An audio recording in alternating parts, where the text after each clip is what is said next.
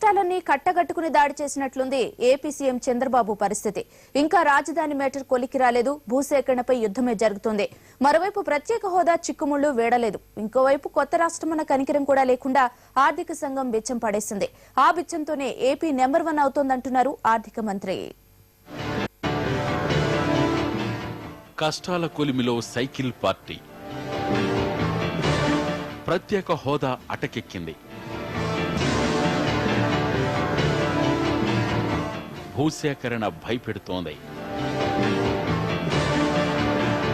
కేంద్రం చిల్లర మాత్రమే రాలుస్తోంది.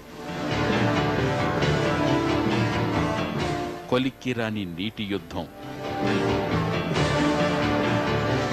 పవన్ పిట్ట కబురు బెంగపెడుతోంది. ఇలా ఒక్కటేంటి, వందల కష్టాలు చంద్రబాబును చుట్టుముట్టి భయపెడుతున్నాయి. ఎక్కడ వేసిన గొంగలి అక్కడే అన్న రీతిలో ఏపీ పరిస్థితి కనిపిస్తోంది. ఇంకా రాజధాని నిర్మాణంపై క్లారిటీ రాలేదు. ఆదుకోమంటే కేంద్రం చిల్లర మాత్రమే రాల్చుతోంది. కొత్త రాష్ట్రం అన్న కనికరం కూడా లేకుండా ఇటు ఆర్థిక సంఘం ఇంత భిక్షమేసింది. ఈ చిల్లరతోనే అద్భుతాలు చేయవచ్చంటూ ఏపీకి ఓ ఉచిత సలహా కూడా పడేశారు ఆర్థిక అమాత్యుల వారు అరుణ్ జైట్లీ.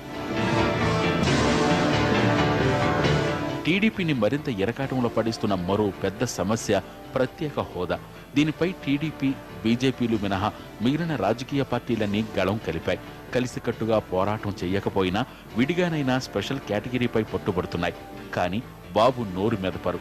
మిత్రపక్షం మాట నిలబెట్టుకునే సీన్ కనిపించడం లేదు. ప్రత్యేక హోదాపై బీజేపీ, టీడీపీపై విమర్శల వర్షం కురుస్తోంది. అయితే ఆంధ్రలో బీజేపీకి ఉన్నదంటూ ఏమీ లేదు. ఎటొచ్చి టీడీపీకి మాత్రం ఏపీనే దిక్కు. ఇలాంటి పరిస్థితుల్లో ఏపీలో టీడీపీ ఫెయిల్ అయ్యిందంటే చంద్రబాబుకు కష్టాలే. విపక్షాల ఆందోళన ఏపీలో టీడీపీని, బీజేపీని డ్యామేజ్ చేస్తోంది. మరోవైపు రాజధాని భూసేకరణపై రైతులు తిరుగుబావుట ఎగురవేస్తున్నారు. వీరికి వైసీపీ ఫుల్ సపోర్ట్ ఇస్తోంది. ఇంకోవైపు తెలుగు రాష్ట్రాల మధ్య నీటి యుద్ధం ఇంకా కొలిక్కి రాలేదు.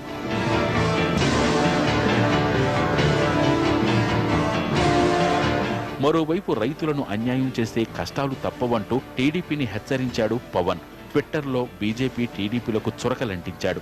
ఇలా అన్ని వైపుల నుంచి సమస్యలు చంద్రబాబును వెంటాడుతున్నాయి.